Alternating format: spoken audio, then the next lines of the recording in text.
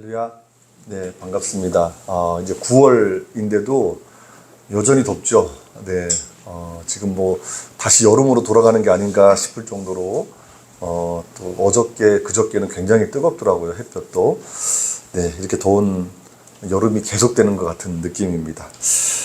아무튼 오늘 그래도 복된 주일을 맞았습니다. 이 복된 주일 가운데 주님의 평화가 여러분들에게 함께 하기를 간절히 바랍니다. 네, 오늘은 성서일과 서신서 본문인데요. 로마서 13장 8절로 14절의 말씀을 우리가 함께 읽었고, 지금은 사랑할 때 이런 제목으로 함께 은혜를 나누겠습니다. 아무쪼록 오늘도 말씀을 통해서 여러분 믿음의 결단을 하시고 또 삶의 예배로 나아가는 그런 은혜가 저와 여러분에게 있기를 주님의 이름으로 축복합니다. 화면을 한번 보실까요? 우리 기독교는 그 종말에 대한 가르침이 있습니다. 다른 종교하고 좀 다른 점이라고 할 수 있죠. 신학에서는 보통 이제 종말론이라는 말로 표현을 하는데, 이제 헬라어 에스카토스라는 말과 로기아라는 말에서 유래가 되었습니다. 이 에스카토스는 이제 마지막이라는 뜻이고요. 그리고 로기아는 이제 교훈이라는 뜻인데, 이 두 단어가 이제 결합되면서 종말론, 곧 에스카톨로기아라는 말이 만들어졌습니다. 그래서 종말론은 마지막 때에 일어날 일들에 대한 교훈, 이렇게 이해할 수 있습니다. 성경은 그 마지막 때에 그리스도의 재림과 심판, 또 죽은 자의 부활, 이런 것들이 일어난다고 말을 하고 있죠. 오늘 본문은 그 마지막 때가 가까웠다고 말씀합니다. 오늘 본문을 이제 두 부분으로 나누어 볼 수 있는데, 후반부에 보면 11절을 보시면 또한 너희가 이 시기를 알거니와 자다가 깰 때가 벌써 되었으니 이제 우리의 구원이 처음 믿을 때보다 가까웠습니다. 이렇게 말씀하죠. 그러니까 처음 믿을 때하고 또 자다가 깰 때가 이렇게 대비가 되는데, 이제 자다가 깰 때가 이제 마지막 때를 이야기하는 거죠. 여기서 이제 구원이라는 말은 이제 최후의 심판이 있은 후에 얻게 되는 영생을 의미합니다.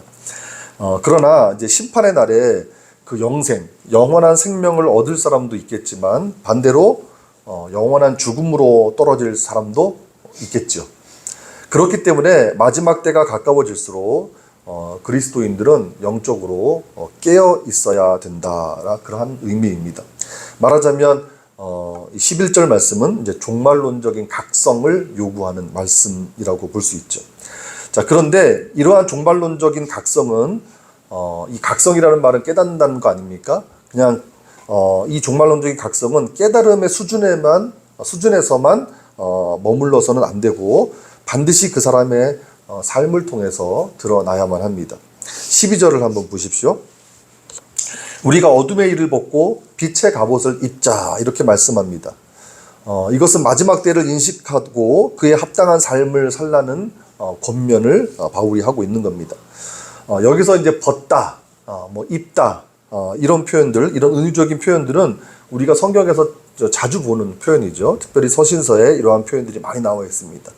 옷을 갈아입는다는 것은 과거의 잘못된 행위를 뜯어 고치고 구태와 구습을 청산해서 이제 영적으로 새로워진다는 의미가 있습니다. 이제 마지막 때가 가까워 오니까 빛의 자녀답게 살라는 그러한 주문이죠. 특별히 13절은 마지막 때에 어울리는 삶을 말씀해 주고 있습니다. 낮에와 같이 단정히 행하고 방탕하거나 술 취하지 말며 음란하거나 호색하지 말며 다투거나 시기하지 말고, 이렇게 말씀하죠. 여기서 중요한 것은 이제 단정히 행하라는 말씀입니다. 이 단정히에 해당하는 헬라어가 유스케모노스라고 하는 단어인데, 제가 이 단어를 이제 그리스어 사전을 찾아보니까 어떤 기대에 부응하다라는 뜻이 함축되어 있더라고요. 어떤 기대, 누구의 기대인지는 우리가 뒤에 후반부에서 좀 다시 나누기로 하고요. 어쨌든 단정히 행하라는 말씀, 그리고 또 여러 가지 이런 권면의 말씀을 한 것은 단정히 행하되 마지막 때에 영원한 생명을 얻을 수 있도록 행하라, 이런 의미가 되겠습니다. 그 뒤에 나오는 말씀들은 단정한 삶에 대한 구체적인 예시입니다. 방탕하거나 술 취하지 말라, 또 음란하거나 호색하지 말라, 다투거나 시기하지 말라, 이게 다 구체적인 예시이죠. 여러분, 우리가 성경에서 어떤 이제 권면의 말씀, 뭐 이런 이게 주문의 말씀들을 이렇게 보다 보면 어떤 말씀들은 지금도 우리가 잘 삶에 적용해야 될 말씀이 있는가 하면, 또 어떤 말씀은 오늘 이 시대에 이렇게 고개를 갸우뚱하게 만드는 말씀들도 있어요. 뭐 예를 들면 이제 뭐 여자들은 교회에서 잠잠하라, 이런 말씀들을 그냥 문자 그대로 받아들이기는 어렵죠.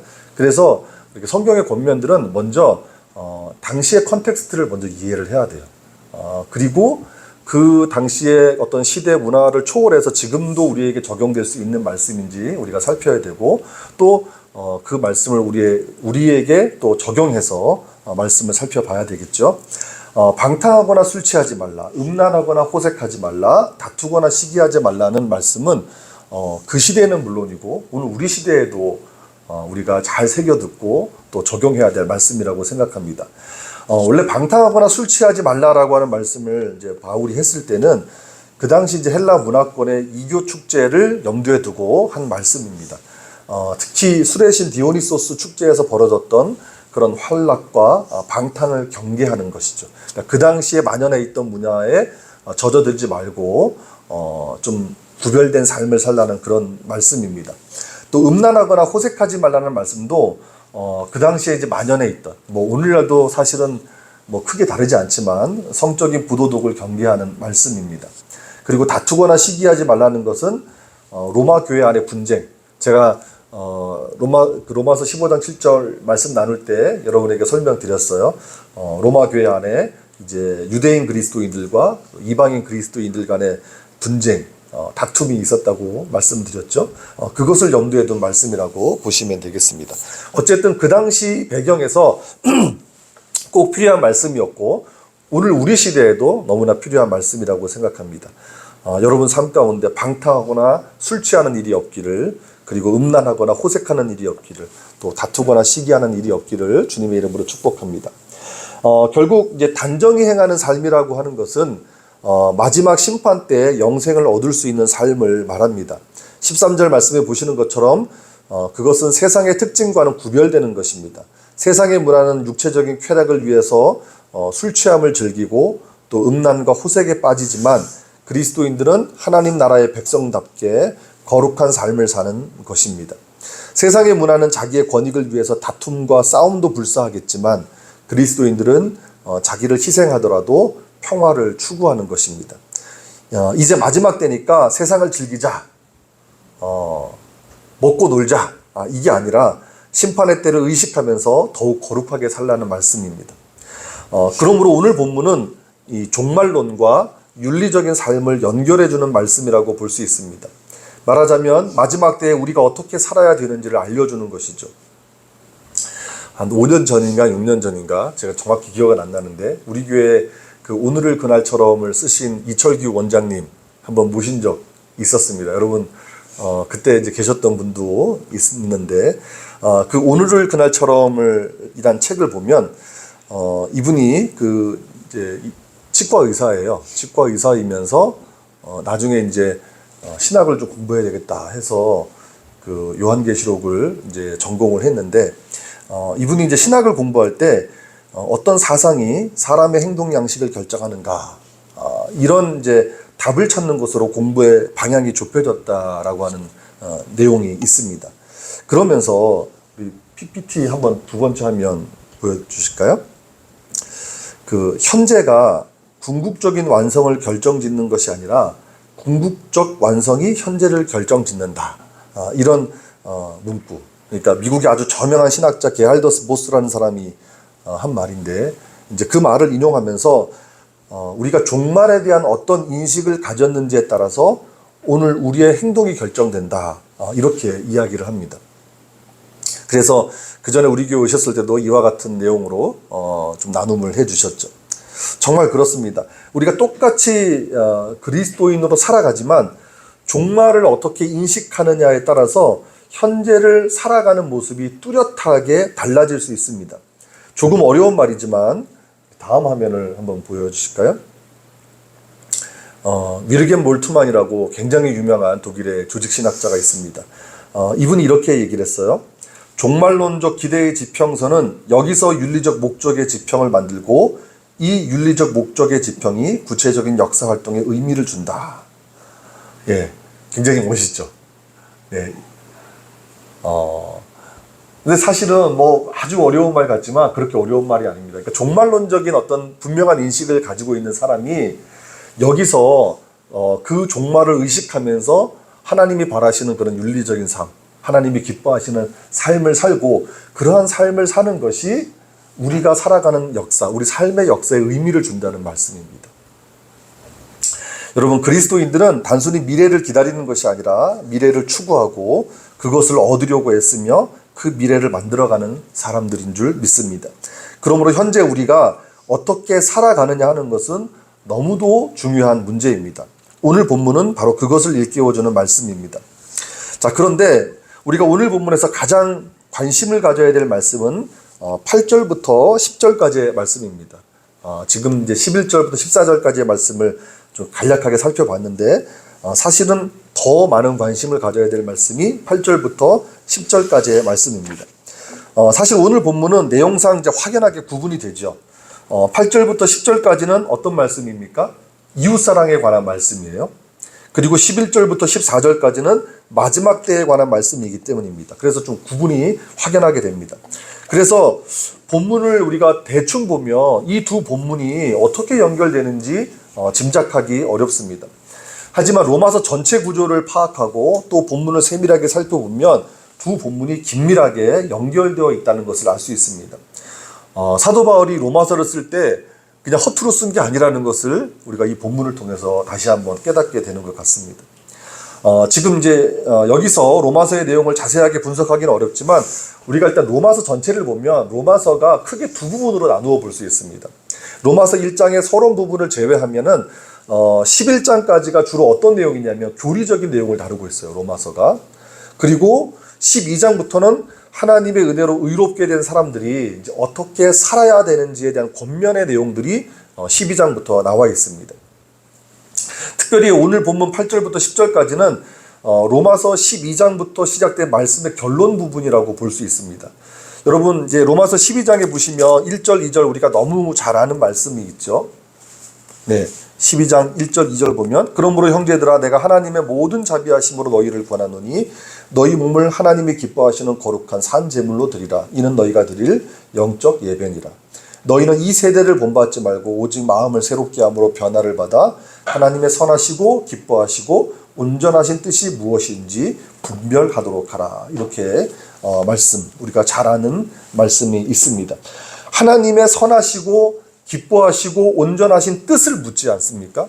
그것을 분별하라고 했는데 그것이 결국은 이웃사랑으로 요약된다는 것입니다.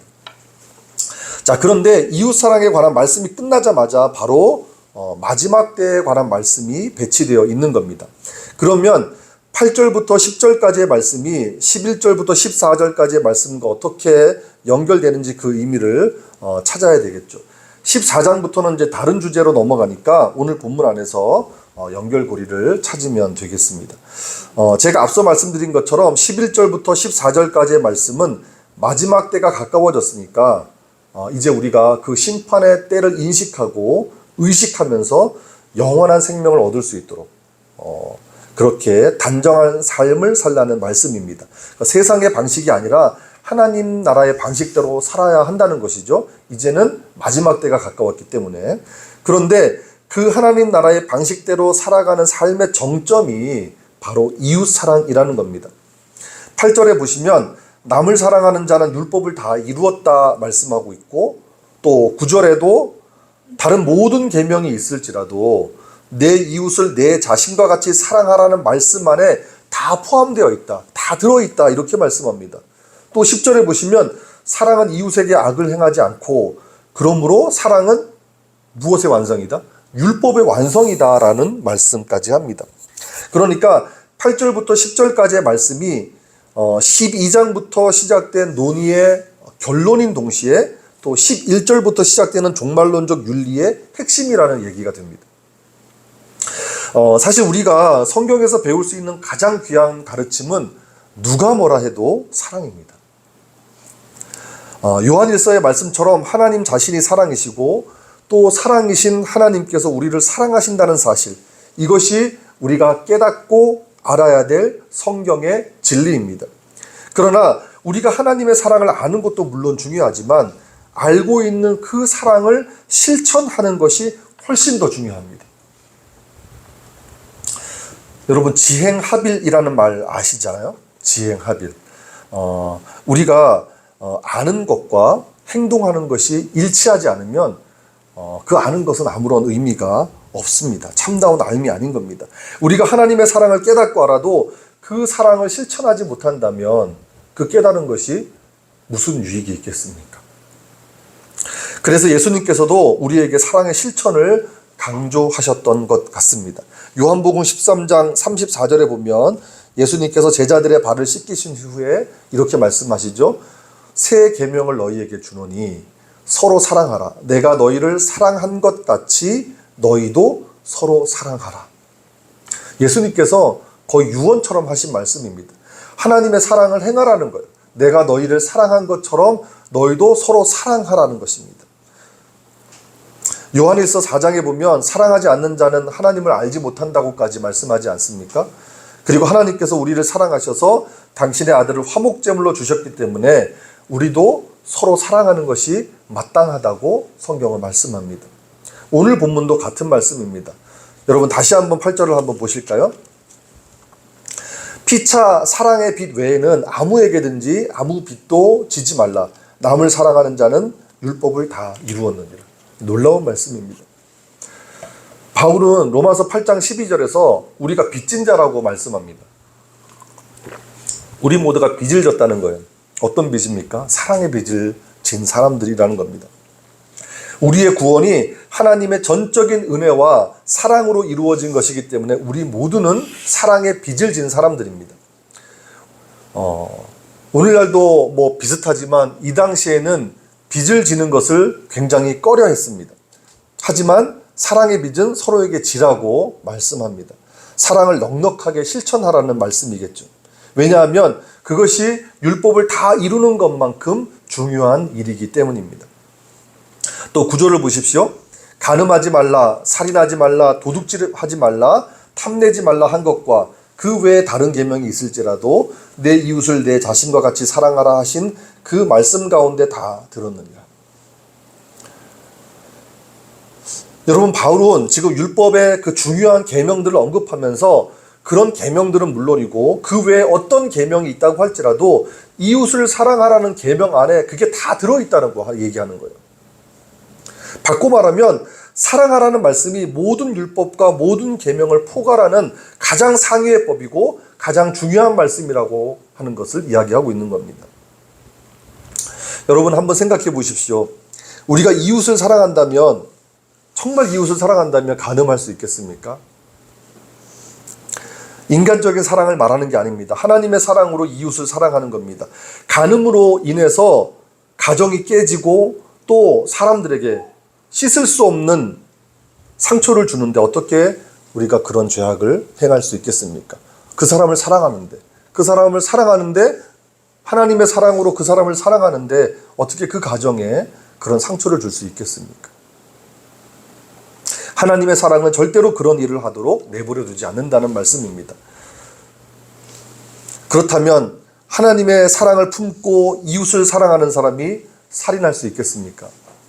누구를 미워할 수 있겠습니까? 절대로 그럴 수 없습니다. 하나님의 사랑은 원수까지도 사랑하는 것인데 어떻게 사람을 죽이고 어떻게 사람을 그렇게 미워하고 증오할 수 있겠습니까? 도둑질하는 것도 마찬가지고 탐내는 것도 마찬가지입니다. 그 밖에 다른 계명이 더 있다고 하더라도 예외가 없습니다. 정말 하나님의 사랑이 있다면, 우리가 그 사랑으로 이웃을 사랑한다면 그런 죄악을 범할 수 없다고 바울은 이야기하고 있는 것입니다. 사랑은 이웃에게 악을 행하지 않는다고 말씀하잖아요. 우리가 진짜 하나님의 사랑을 가지고 있다면 이웃에게 악을 행할 수 없다는 것입니다. 우리가 정말 하나님의 사랑을 실천한다면, 다시 말해서 우리가 정말 하나님의 사랑을 베풀고 하나님의 사랑을 나눌 수만 있다면 우리는 절대로 이웃에게 악을 행하지 않을 것입니다. 그리고 그것이 율법을 완성하는 길입니다. 이제 이웃사랑의 말씀을 마지막 때의 말씀과 연결해 보십시오. 바울은 마지막 때가 가까웠다고 말씀합니다. 지금은 자다가 깰 때가 되었고 우리의 구원이 처음 믿을 때보다 가까웠다고 말씀합니다. 그렇기 때문에 우리에게 요구되는 삶은 마지막 심판의 때에 영생을 얻을 수 있는 삶이어야 합니다. 이것은 행위를 통한 구원을 말씀하는 것이 절대 아닙니다. 우리가 하나님의 전적인 은혜와 사랑으로 구원을 받았지만 그에 합당한 삶을 살아야 함을 강조하고 있는 겁니다. 바울은 그것을 낮에와 같이 단정히 행하라는 말씀으로 갈무리하고 있는 것이죠. 단정히 행하라는 말씀은 제가 앞서 헬라어 유스케모노스라는 단어를 이제 단정히에 해당하는 단어를 썼다고 말씀을 드렸는데 제가 앞서 말씀드린 것처럼 이게 어떤 기대에 부응해야 한다는 조건이 함축되어 있다고 말씀드렸죠. 어떤 기대에 부응해야 된다. 그 기대가 누구의 기대이겠습니까? 하나님의 기대입니다. 바울은 그것을 염두에 두고 한 말씀입니다. 그러므로 단정히 행하는 삶이라고 하는 것은 하나님의 기대에 부응하는 삶을 이야기하는 것이죠. 방탕하거나 술 취하지 말고 음란하거나 호색하지 말며 다투거나 시기하지 말라는 것은 한마디로 세상이 추구하는 방식, 세상이 향유하는 그런 방식이 아니라 하나님 나라의 방식대로 거룩하게 살아가라는 그러한 요청입니다. 그리고 그러한 거룩한 삶의 정점이 바로 이웃사랑이라는 이야기죠. 우리 다음 화면 한번 보실까요? 여러분 많이 보셨을 거예요. 우리가 하나님의 구원 사건을 흔히 이제 already not yet이라고 하는 말로 표현합니다. 우리가 신학 공부를 하면 아주 익숙하게 듣는 말인데, 인간의 구원이라고 하는 것이 예수 그리스도의 십자가 사건을 통해서 이미 일어났어요. 이미 일어났습니다. 그러나 마지막 때가 이르기 전까지는 아직 그 구원이 완성되지는 않았다는 겁니다. 그러므로 우리 그리스도인의 삶은 하나님께서 베풀어 주신 구원의 은혜에 감사하는 삶이어야 하는 동시에 순례자와 같이 구원의 성취를 향해서 진실하게 나아가는 삶이어야 한다는 것입니다. 그렇기 때문에 마지막 때가 가까워질수록 더욱 단정히 행하는 삶, 특별히 사랑을 실천하는 삶이 필요한 것입니다. 이제 오늘 말씀을 정리하겠습니다. 여러분, 어거스틴 잘 아시죠? 네. 요즘에는 아우구스티누스라는 발음으로 더 많이 발음을 하는데, 어쨌든 이 어거스틴은 위대한 기독교 철학자이자 사상가입니다. 그런데 이 사람이 오랜 이제 방탕한 생활을 끝내고 회개할 수 있었던 결정적인 계기는 바로 오늘 본문의 말씀 때문이었습니다. 여러분 아시겠지만 어거스틴은 회심하기 전에 성적으로 아주 문란한 생활을 했습니다. 이제 결혼도 하기 전에 이제 사생아도 있었고요. 그리고 그것 때문에 그 어머니 모니카가 좀 눈물로 기도하고 그 자식이 이제 회개하고 돌아오기를 그렇게 소원했었는데, 그렇게 이제 문란한 생활을 끊지 못하고 있을 때 이제 어느 날 집 밖에서 놀던 아이들의 노랫소리를 들었는데, 그 아이들이 어떻게 노래를 불렀냐면 책을 집어 읽어라, 책을 집어 읽어라, 이런 노래를 했다는 거예요. 근데 어거스틴이 그 노래를 듣고 성경을 이제 들고 이제 펼친 거죠. 그때 눈에 들어온 말씀이 이 로마서 13장 11절부터 14절까지의 말씀이었다고 합니다. 하나님께서 말씀을 통해서 이 어거스틴의 죄악된 모습을 보게 하신 겁니다. 어거스틴에게는 하나님의 놀라운 은혜였던 것이죠. 물론 어거스틴과 같은 극적이고 놀라운 체험이 우리 모두에게 똑같이 일어날 수는 없습니다. 하지만 다양한 방식으로 하나님의 놀라운 역사가 지금도 일어나고 있다고 저는 믿습니다. 어쩌면 단정히 행하지 못하는 우리의 모습 때문에 하나님의 놀라운 사랑을 받고도 여전히 이웃을 사랑하지 못하는 우리 모습 때문에 하나님께서 오늘 말씀을 우리에게 허락하신 것일지도 모르겠습니다. 다만 우리가 분명히 알아야 할 것은 지금은 마지막 때가 더욱 가까워졌다는 사실입니다. 바울이 이제 자다가 깰 때가 되었다고 말했지만 그로부터도 지금 2000년이 흐르지 않았습니까? 그러므로 우리에게는 마지막 때가 더욱 가까워진 것이죠. 우리가 이 마지막 때가 더욱 가까워졌다는 사실, 우리가 분명히 기억하고 또 그렇기 때문에 더욱 사랑할 때라는 사실을 우리가 마음속에 새겼으면 좋겠습니다. 여러분 이 사실을 잊지 마시고 세상의 방식이 아닌 하나님 나라의 방식대로 살아가는 우리 모두가 되기를 축복합니다. 특별히 우리의 형제, 또 우리의 가족, 또 우리의 이웃들을 뜨겁게 사랑하시는 저와 여러분들 되시기를 주님의 이름으로 축복합니다. 우리가 사랑하지 못한다면 우리의 헌신도, 또 우리의 충성도, 우리의 그 어떤 행위도 아무런 유익이 없을 것입니다. 지금은 여러분 사랑할 때입니다. 기도하겠습니다. 하나님 감사합니다. 자다가 깰 때가 벌써 되었다고 사도 바울이 성경 말씀을 통해서 우리에게 일깨워주는, 우리가 그 때를 분명하게 인식하고 받아들일 수 있도록 도와주시옵소서. 그래서 이제 우리 생각대로, 우리 지혜대로, 우리의 욕망대로 살아가는 것이 아니라 하나님이 기뻐하시는 단정한 삶, 특별히 우리의 이웃을 사랑하는, 하나님께서 우리를 사랑하신 것처럼 우리도 우리의 이웃들을 사랑하는 그 사랑으로 살아갈 수 있도록 하나님 은혜를 베풀어 주시옵소서. 우리 인간이 연약하기에 누군가를 미워하고 증오하고 혐오할 수 있지만, 그러나 그 모든 인간적인 마음을 하나님 내려놓게 하시고 오직 주님의 사랑으로 사랑하며 살아가는 우리 모두가 되게 하여 주시옵소서. 감사드리며 예수님의 이름으로 기도드립니다.